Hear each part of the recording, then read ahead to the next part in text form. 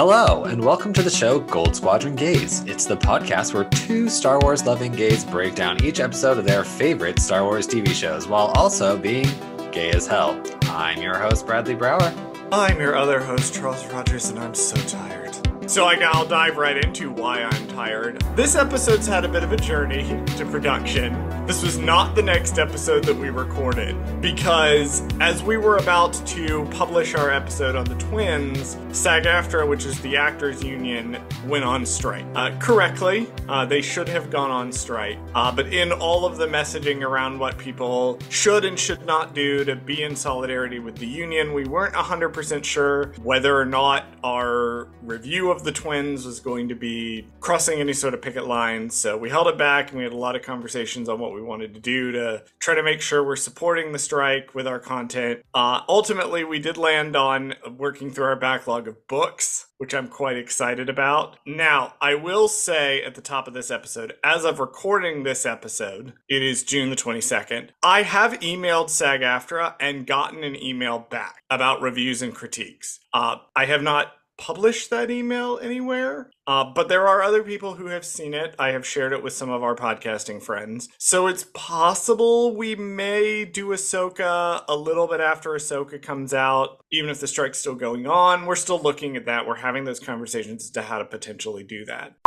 Hi there, Charles from the future with some additional clarity and other things. This is part one of the inserts that are going to go into this particular episode. We did get some additional guidance literally right after recording this episode. To summarize it very, very briefly, as far as SAG-AFTRA is concerned, for their members, for pre-SAG people, as well as for podcasters who want to stand in solidarity with them, rewatch and companion podcasts are considered promotional by them since it drives engagement back to the streaming services and basically acts as free promotion for those streaming services. While review and critique podcasts, so if you're reviewing something current that's presently coming out, that's fine. They are okay with that. We're still discussing whether or not we want to do Ahsoka, how we want to do Ahsoka, whether we'll do it while the strike is ongoing with the SAG-AFTRA tags and things on it, but we're still having those conversations. Additionally, while I have y'all up front here, I did forget to say some of this during the episode.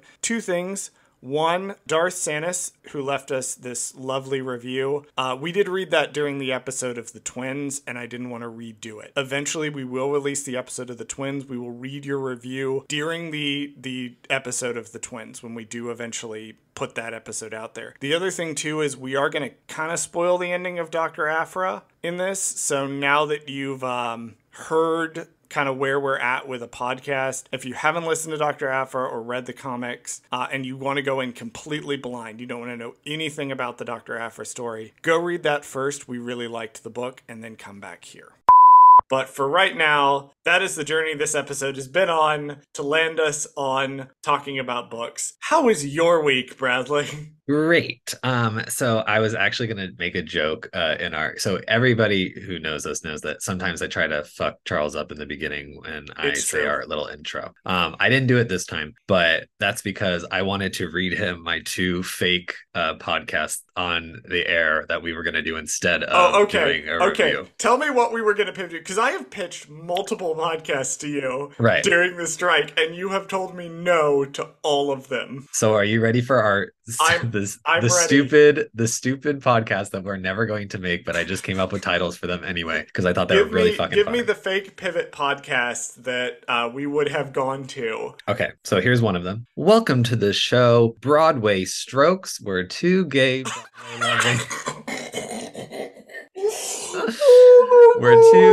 Broadway loving gays talk about the Broadway shows because they're not on strike yet. And that they almost did. They almost went on strike. This week we're talking about funny joke if they'd gone on strike. I know, right? Watch. When this comes out, that's not even a joke anymore. That's not even a joke anymore. They will have gone on strike. So I thought that would be really funny. Yeah, no, I've decided randomly that this episode now is about Beetlejuice, which I saw last weekend. I saw Wicked last weekend, so there you go. Oh, I could talk about Wicked for I was hours. going to say, this is we're talking about about Wicked this episode, guys. So we're gonna do a Yeah, deep we've dive decided. analysis of the play, and go from I there. really want to talk about the comparison of the Bush era themes between the Wicked and Avenue Uh-huh. Q, and how Wicked's messaging, while being very specific to the late 2000s era, has aged really well, while I think Avenue Q really has not. Oh my God. Unfortunately, I am a musical theater gay. Like, unfortunately, this is a thing I genuinely could do. And now That's so Bradley's funny. giving that look of like, of fucking course you are. Can you imagine though, like the breakdown of that show where it'd be like, okay, guys, so now we're gonna break down the song Defying Gravity and what it actually is representing here. It doesn't actually mean I what could it's do not, it's a that. double entendre of Listen, bitch, I not could only do is she that. I flying, could do she's that. also I could do that. Don't tempt me. I know it I was good. absolutely could do that. No, but that Good was so, lord. and then the joke of the name was instead of Broad Strokes, it was Broadway Broadway Strokes. I strokes. thought that was hilarious. So I made that up. I hate that, but I also love that. So if That'll go anybody in the wants to back steal burner. that, I was gonna say if anybody wants to steal that from me, you have to pay me residual checks. But Not according to the AMPTP, they don't. well, this is podcast rules. This is different. Um, We're not I'll under be a contract producer under of the that show. AMPTP. But that was the one show. And are you ready for this next one? You're gonna I'm cry. ready for the next one. Welcome to the show, Red, White, and Royal Bottoms. Oh, This is fuck the show off! where we break down red, white, and blue every single day. Hi there, Charles from the future with interruption number 2. Originally, this joke spun off about a 4-minute conversation where Bradley and I tried desperately to keep our focus on the Red, White, and Royal Blue novel as opposed to the trailer for the movie that's coming out. And in my mind, when I listened back to it for our QA, I don't think we did an adequate job. I think we spent too much time talking about how much neither of us really liked the trailer very much. And I thought it crossed into promotion even though we were critical of it. So I went ahead and had Bradley remove that entire section. Instead, what I wanted to provide people as a resource, if you've listened to me talk about the SAG-AFTRA strike and things, and you want to know some of this information for yourself, you want to read the FAQs, you want to see how you can get involved, you can see exactly what they want in order to support the workers that are on strike. The website is actually sagaftrastrike.org. It's a separate website that's, again, sagaftrastrike, all one word, .org. And that'll take you right to a page that's going to give you all of that information. We will come back in on a section about fanfiction writers. I'm not going to provide the context for this. I'm just going to let the conversation play. It is actually very funny.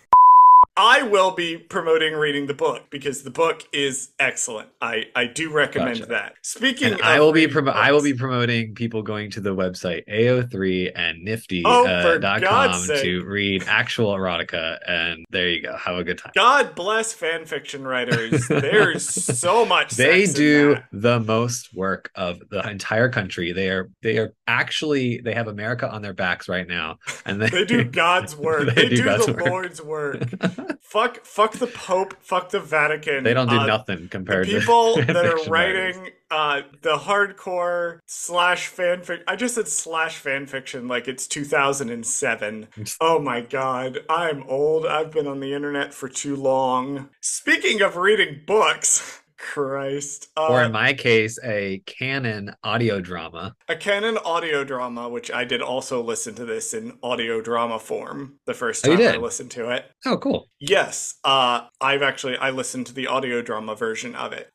Dr. Aphra, an audiobook original, is a book that exists. Bradley, would you like some additional information on Dr. Aphra, an audiobook drama? Sure. So Dr. Aphra, an audiobook drama, which I will hereafter be referring to simply as the Dr. Aphra book, was published by Random Audio House on July 21st, 2020, with a script released on April the 6th of 2021. It is written by Sarah Kuhn. Sarah Kuhn, according to her website, is most notably known for Heroine Complex, which I will quote her website directly. Pitched as The Devil Wears Prada with superheroes, the first book chronicles the adventures of Evie Tanaka, a put-upon personal assistant who is forced to pose as her diva superhero boss and must embrace her own hidden talents in order to protect the world from demonic invasion. So that is who wrote this book. It is, however, an adaptation. So it's not like a wholly original story. It is an adaptation of Doctor Chelli Aphra's subplot from the 2015 run of Darth Vader by Kieran Gillen. So that is a little more information for you on the book itself. The book only covers the events of Star Wars Darth Vader, the 2015 run.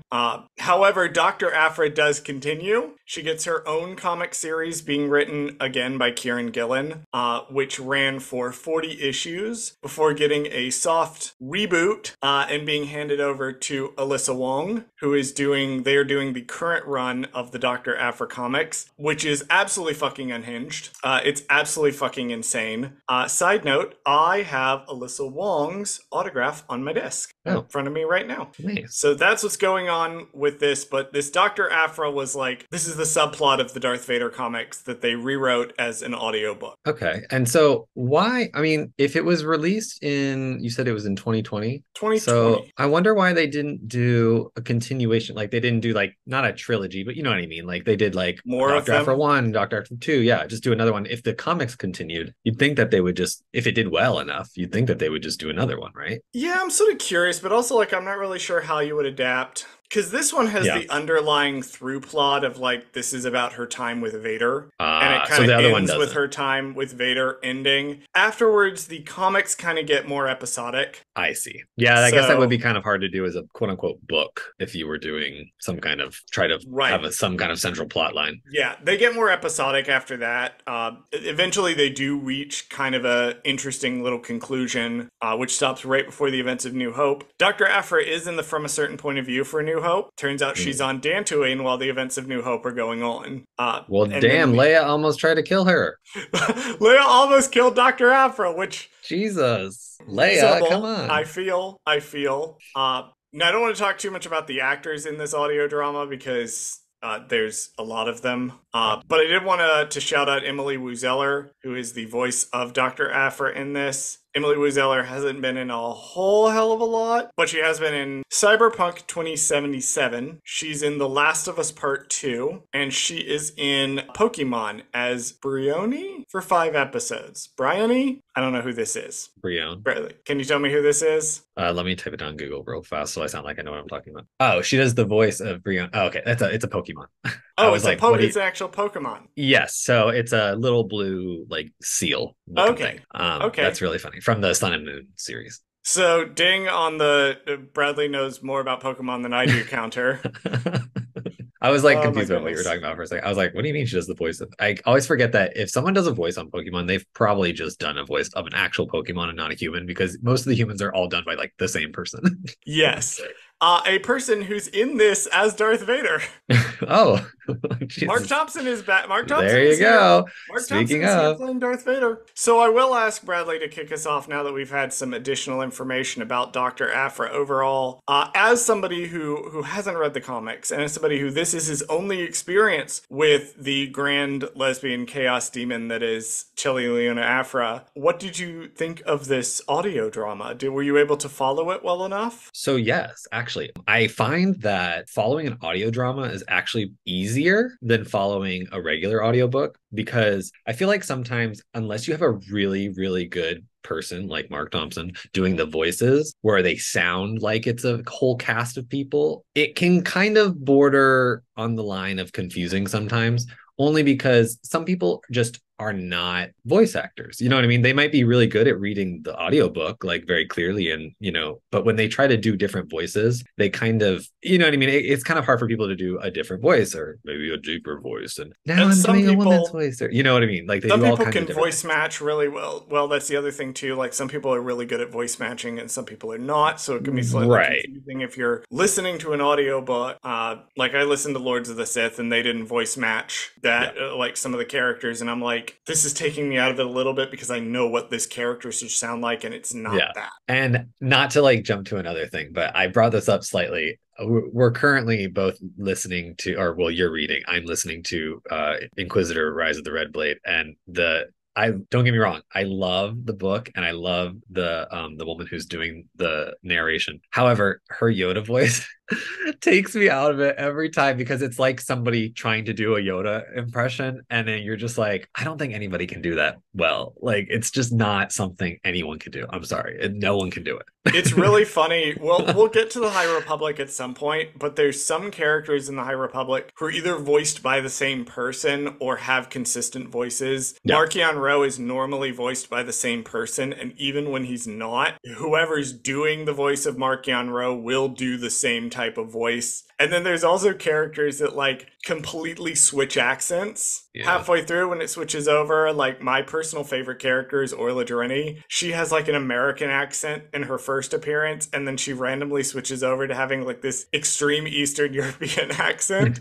because another reader was reading her in a different book, and I'm like, oh no. I'm so out of this. Yeah, audio dramas. I feel like audio drama is a field that doesn't get a lot of like big publicity and respect, and it's a shame because it should, because Absolutely. they rule. Like we're going to talk about another one in a week or two that's also really, really good. But it is also interesting to me, like looking at this story. It was nice to kind of have this refresher too for me, because I'd read the Aphra comics first, and then I listened to this audio drama several months later. And so by that time, I was well into, like, I was past, I think, the original Karen Gillan run of Dr. Aphra. And I was like, oh, okay, so that was where all of this started. I will say it was a little bit weird to me. Like, there's one moment where they're having, like, it's the bit in the prison, right? Where she goes to the rebel prison. Yes. And there's this grand moment where, like, Leia unmasks the person who took over the prison. And it's this big moment for Leia, and Dr. Aphra sitting over here like, I don't know who the fuck this person is. Because this was in one issue of the Star Wars run, and Dr. Aphra wasn't there.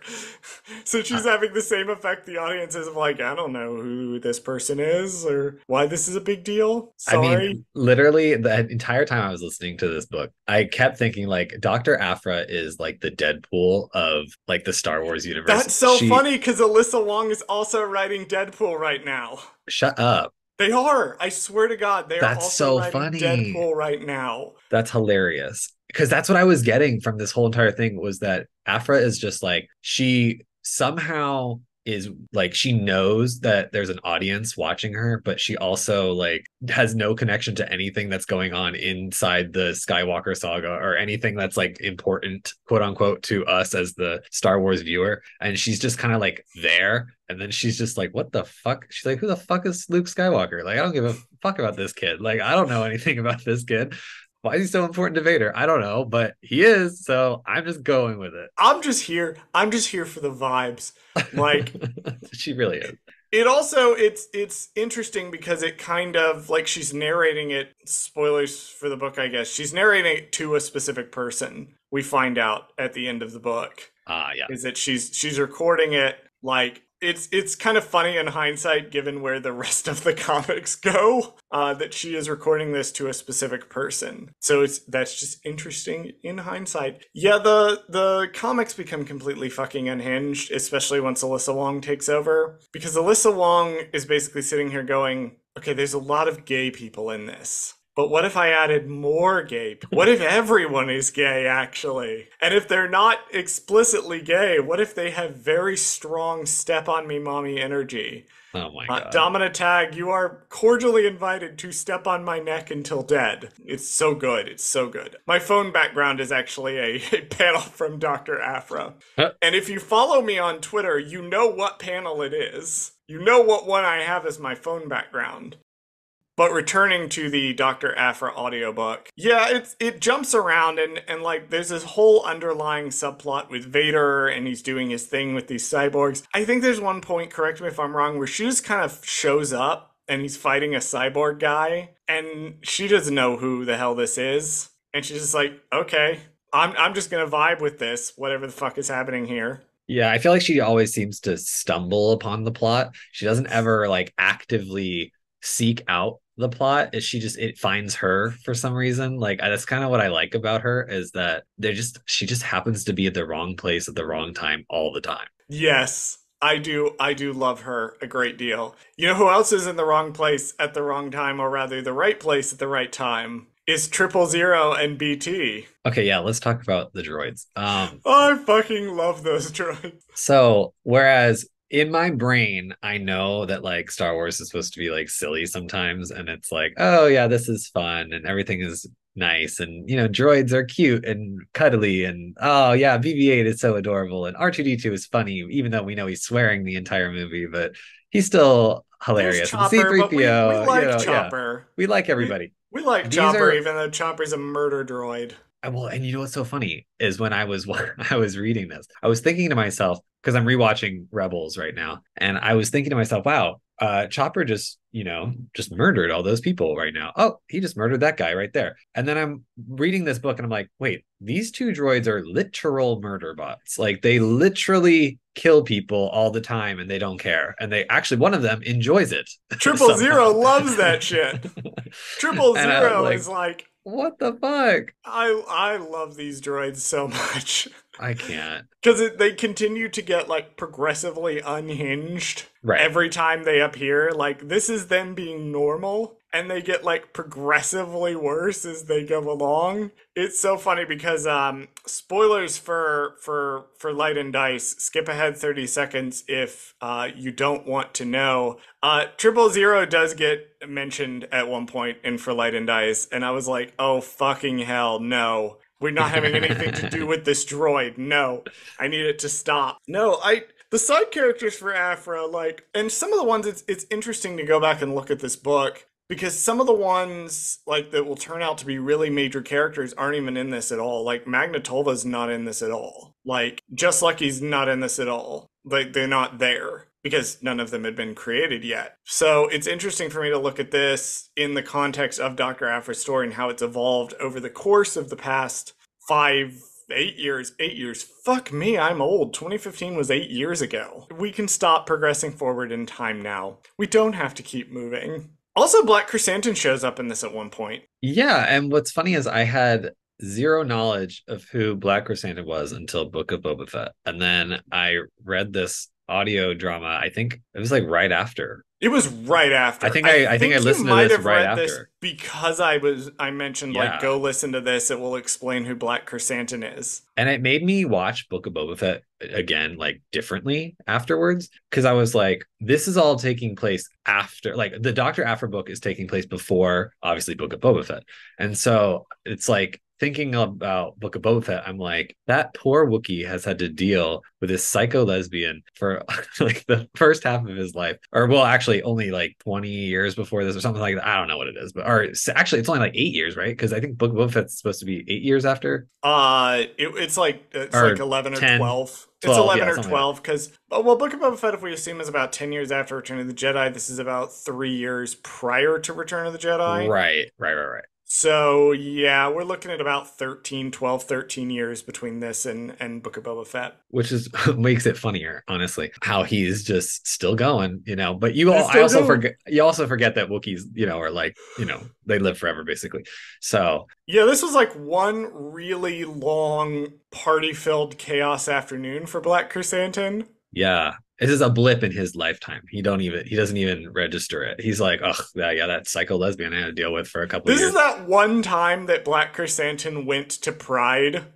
And he's never been to Pride after that. But he had a really interesting time at it while he was there, and he's blacked parts of it out. That's what Black Chrysanthemum's role in this book is. I don't know. I liked the fact that he was in it, only because he just seems like a fun character. Also, if they were to ever do some kind of Dr. Aphra series, it would be nice to kind of have him pop back in and just be a part of the crew, or some kind of like just appearance. Because I feel like his appearance in Book of Boba Fett was so short-lived, and I wanted more. Yeah, I desperately want more Dr. Aphra, like, just in general, everywhere. Where's my Dr. Aphra Lego set? Where's my Dr. Aphra Lego? She's such an interesting character, and I think one thing this book does really, really well, and one thing that it's very useful to do, is if you have people that don't want to slog through all of the Vader comics, or they don't want to have to slog through all of the Dr. Aphra books, you can hand somebody this book and say, this will give you an idea of who Dr. Aphra is as a character. character. Then if you want to keep reading, the stuff is out there for you to read. But I do wish they would move her into like some non-comic stuff. Like I would love to see another, like I would love to see an original Dr. Aphra book. Like this is an adaptation. I would love to see an original. I would love to see. Oh, they've never done anything outside of the comics? They've never done anything outside the comics. That is strange. For Dr. Aphra. It is very odd given how long the comic has been running. Like the comic has been running alongside Star Wars and Darth Vader are the two that have crossed over. I think Bounty Hunter started in 2020. Mm-hmm. The main 4 comics going right now are Dr. Aphra, Star Wars, Darth Vader, and Bounty Hunter. Those are the main ones. So strange that she's that popular. She's that popular. And they haven't continued with her anywhere. Unless they just, some like conspiracy theory, they just have like somebody has like got, Kennedy by the, the neck, and she's like, hey, Dr. Aphra is my character and I'm only one going to make a movie or TV show about her. And if you let anybody else do it, I'll kill you. It's hard to imagine anyone wielding that kind of power over Kathleen Kennedy. No, they've never done. She's never shown up anywhere else, which is really bizarre to me. Yeah, that is really strange, especially because I feel like it's such an easy, like, I don't want to say like layup for them, but like if it's already a popular character, you're not really investing that. You're not really investing that much in it, right? Like you don't have to go, oh no, is this book going to do well? Are we going to make money off of this? Well, you've clearly been making money off of it forever. So you wrote a book. You wrote a book. I'm sorry to say this because the book thus far is very good. You wrote a book about one Inquisitor who shows up in one issue of Darth Vader 2020, or 2018, I think, the Charles Soule run. She shows up in like one issue, and that's it. And they wrote a whole book, and I'm like, Star Wars books sell well. Like you can you put Star Wars on the name of a book and it's going to sell well. But also, like, I was kind of surprised she hasn't shown up in like a Fallen Order game yet, or even gotten her own game. I would 100% play a Dr. Aphra style Tomb Raider game. Isn't that what the new game is like that's coming out? What, Outlaws? Yeah. Why didn't they just use her as the main protagonist? Why did they do? Because Ubisoft hates gay people. Well, that. But I mean, I don't know. I feel like I don't know whether or not Ubisoft actually hates gay people, and that's the reason. But I just assume they do because they're a video game company. Yeah, I feel like she would work great as a video game character. Like, I don't know. That'd be so much fun. No, because I'm envisioning like it's an Uncharted style thing. Yeah, you basically just take the same game. Yeah, you know how in Uncharted Nathan Drake is like super slick and athletic, and like if you're playing the game correctly and you're doing everything right, it's like this. He's a super cool archaeologist guy doing the thing. Imagine that, but it's Dr. Aphra, and she kind of sucks at all that. So the game is about compensating for Dr. Aphra being a chaos gremlin. I like that. That would be very funny. I would have a lot of fun playing that. And then you have to take over and be the droids once in a while, and then yeah, you get to play a trip, or you get to play a BT level. Yeah, and you just murder everybody. Yep. God, yeah, that'll be it. This is fucking murdering. I can see it now. Oh my god. Yeah, I also pivoting back to the book slightly because I was sort of looking at this up. I have the plot summary up on my other screen to refresh my knowledge of exactly where this ends. I do love that she manages to trick Vader at the end of the book. It's a very Sherlock Holmes-esque, like, here, we're telling you one thing, but then you don't realize the whole entire time she had a plan, and then the plan is enacted, and somehow she survives. You're just like, wow. It's the heist drill. Okay. She didn't tell us the plan, so obviously it worked out. It obviously but they hinted at it early on in the book, though. That's what's so amazing about it, is that, so there's like a test run version of this. She makes some kind of heist early on in the book where they steal something with her technology that I'm not trying to go too detailed in if you want to read the book for yourself, but in the end she utilizes this same exact technology to save herself from Vader. And it's amazing, like, that she did this, and then Vader is outsmarted. She's also like manipulating Vader at one point too. Like, she's setting up pretty early on. Like, she says things that get Vader thinking, right, oh, I'm going to do a certain thing. I'm not going to spoil it too much. But I would assume from the fact that there are 2 full comic runs that follow this book that you have sussed out that Dr. Aphra does not die at the end of this book. But the how she manages to go about doing this, where she's putting everything together and she's sort of seeding these ideas in Vader's head so that he'll do things a certain way when it's time to get rid of her so that she can escape. Like, the nice thing about Dr. Aphra is not a stupid character. Right. Dr. Aphra is an impulsive and reckless and greedy character, but she's not dumb. She knows she's a doctor. She's literally a doctor. She's literally a doctor. She knows what she's doing. And I also thought it was a really good place to end the story because it ends it on a very "and the adventures continue," which you can go and read if you feel like you want to know more about, like, what in the hell is going on with Dr. Aphra. Again, I cannot recommend the current run of the comics enough. They are so gay, and I am obsessed with Just Lucky. I think he's fantastic. I like seeing gay people in Star Wars. This makes me delighted. Right. Well, and the good thing about her, the good thing about her too, is that she's explicitly gay. It's not a hint of, that's another thing too, maybe she likes somebody or whatever. Because we haven't even talked about Sana a little bit, but it's just, she literally has a girlfriend, or like had a girlfriend at one point. So it's like, this is implications of, oh, she might be into women. She might be into men. She might kind of have feelings for this lady. No, she explicitly is in love with this person, but she doesn't kisses want a woman on the mouth. On the mouth. Which is good. And she likes this person enough to the point where she's like, she's also so chaotically lesbian that she's like, you know what? I love this person so much, I'm going to push them away and not deal with them ever. She's I love messy. Yes. Well, that's the other thing that I like about her too, is that when we look at queer representation, particularly queer representation in franchises where we haven't necessarily got a lot of it up to this point, there is a temptation to make your queer people good people. Right. Because you want to have representation. If you're going to have somebody be like one of the only characters in the franchise that is representative of this group of people, you want to make sure that that group feels that they're appropriately and positively represented. And I think that's kind of a trap. I think that it can be very easily to not give your queer characters any flaws whatsoever. And the nice thing about Dr. Aphra is she is full of flaws. She has nothing but flaws. Now, she's unquestionably the protagonist of her own story, and she's somebody that we can relate to and empathize with, but she's also a very messy person. She hurts a lot of people. She pushes people away. She's selfish and greedy and kind of rude to everybody all of the time. She's just kind of a mess. And what I like about her is that she feels so chaotically human. And this is something that Alyssa Wong, who I will continue to sing the praises of Alyssa Wong for the rest of my life, they are so kind and gracious, and I was delighted to be able to meet them at Star Wars Celebration. But one thing that Alyssa Wong understands really well in their writing of the current Dr. Aphra series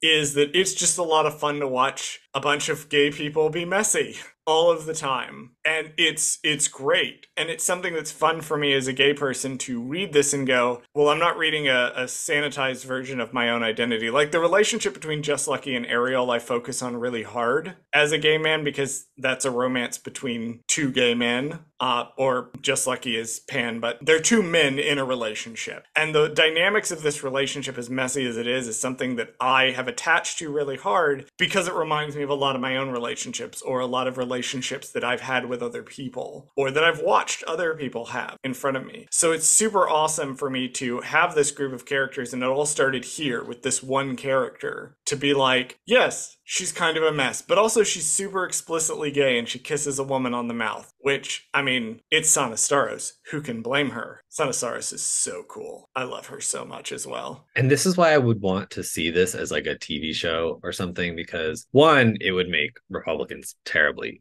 mad. I fully support them being pissed off all the time about everything. Two, it would be so good because not only like it hits all the boxes, right? Like it's gonna be funny, it's gonna be gay, it's gonna be funny, gay, like it's just gonna be all those things. And I feel like a TV show would be so good. I would just be so like, who the hell would you get to play Dr. Aphra? Because it would have to be such good casting. Like I would have to be so on board with this person. So yeah, I'm wondering where is Dr. Aphra in the Bad Batch? She could do that. She could do that. They're doing random character of the week. Put her in there. That's true. Yeah, I'm kind of surprised she hasn't turned up in any of the visual media. Yeah, because if you think about it, even in Rebels, they did the same thing. They were like, oh, here's Lando, here's Leia, like randomly all of a sudden. Like, why don't they just do, okay, this week, the Bad Batch stumbles upon Dr. Aphra, and that's it. And that's all it has to be. It doesn't even have to, they don't have to explain why. Yeah, she's just there. She's like for the Omega's adventure. age. Isn't she? She's like Omega's age. She's a little older than,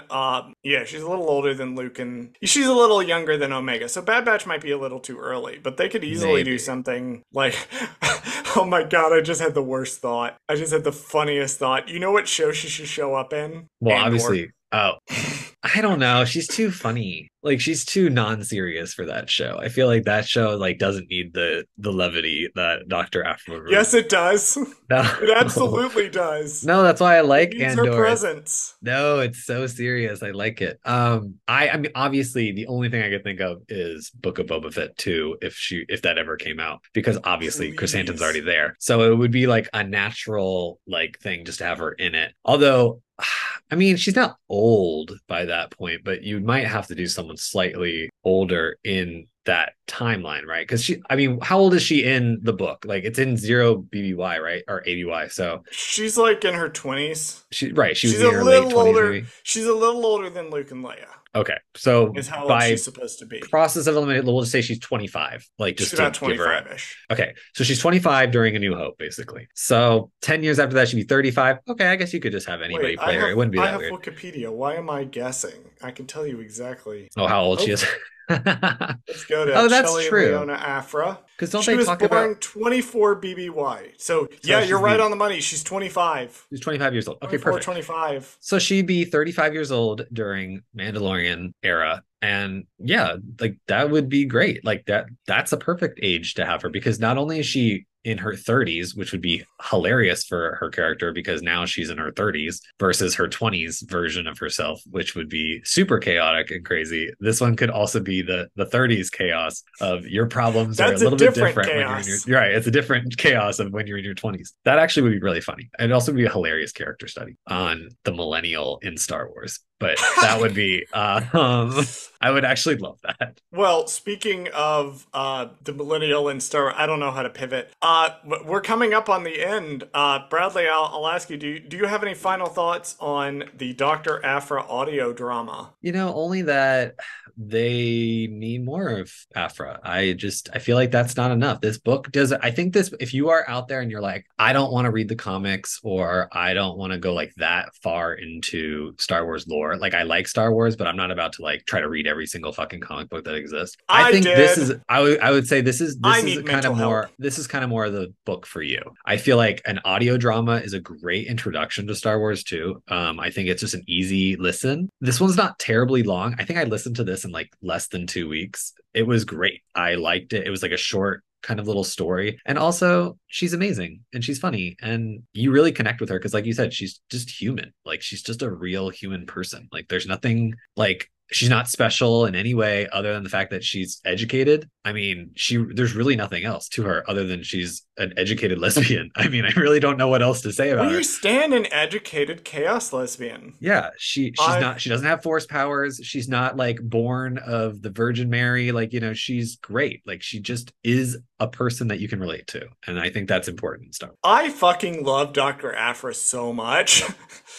That's my final thought on Dr. Aphra. I love Dr. Aphra so fucking much. Loves it. It's insane. It's like you said, this is a very good introduction. If you want to kind of expand a little bit beyond the world of just what Star Wars you may be familiar with, if you want to poke your head into the comics a little bit and say what's going on in that world, what does that look like? This is a good book for that. If you want to get an understanding of who is Chelli Leona Aphra and why is everybody not shutting the fuck up about her, this book is a good way to get that across without trying to parse out through all of the Vader comics, which she's a character in, but the comics are not about her. And the book does a really good job of explaining why Dr. Aphra is acting the way she is in the comics, why she's making the choices she's making, and just who she is as a person. And I think that's really, really useful. And that's sort of a theme of the audio dramas. Like 3 of the 4 audio drama they've released have been character focused. Yeah. So they have Dr. Aphra, they have Dooku Jedi Lost, which spoilers we're going to be talking about, and then Tempest Runner, which was largely about a character named Lorna D. And the only one that's really not has been Battle of Jedha. And Battle of Jedha is its own weird thing. But this seems to be where audio dramas live very comfortably, is deep diving into the backstory of a character. And I think this one was a really good introduction. Yeah. to that. All right, well, next week we will be talking about another book. Bradley has already read all of these books, so we're just sort of deciding randomly as we go which ones he's read that we want to talk about. I will continue to bully him into trying to do the High Republic, but right now it continues to be a losing battle as he remains stubborn and obstinate about the High Republic. He's giving me a look in the Zoom call right now like, please shut the fuck up. Please shut the fuck up. You're lucky you're not on Twitter anymore, otherwise I would unleash Twitter on you to go bully you into reading these books. Oh well, maybe one of these days I'll do a TikTok live. Well, I'll have like one of our old our guests who have actually read the books to like try to explain it to me, and then I'll just I'll just be like, I'm getting Mel from RuPaul's Pod Race on exactly. to try to explain the plot of the High Republic. Mel, try to explain. Go on live with me and try to explain the books to me. Bradley. Oh my gosh. Well, we'll be back next week with another book. We don't know which one it is yet. We're gonna play it safe with books for a while, and then we'll know in a couple of weeks where we're gonna go. We're of course keeping our finger on the pulse of the SAG-AFTRA strike. And of course the WGA strike as well, and how all of that is going, and good job workers for striking. That is cool, and we support that. Okay, Bradley, run the socials so I can go read more Inquisitor Rise of the Red Blade. Thank you for listening to Gold Squadron Gaze. Did Charles fuck something up? Send us a message at goldsquadrongaze@gmail.com. Follow us on Twitter at Gold Squad Gaze. Follow us on Instagram and TikTok at Gold Squadron Gaze. Subscribe to us on YouTube at Gold Squadron Gaze, where we post the podcast as well as exclusive content. Please join us next week and every week for more of Gold Squadron Gaze.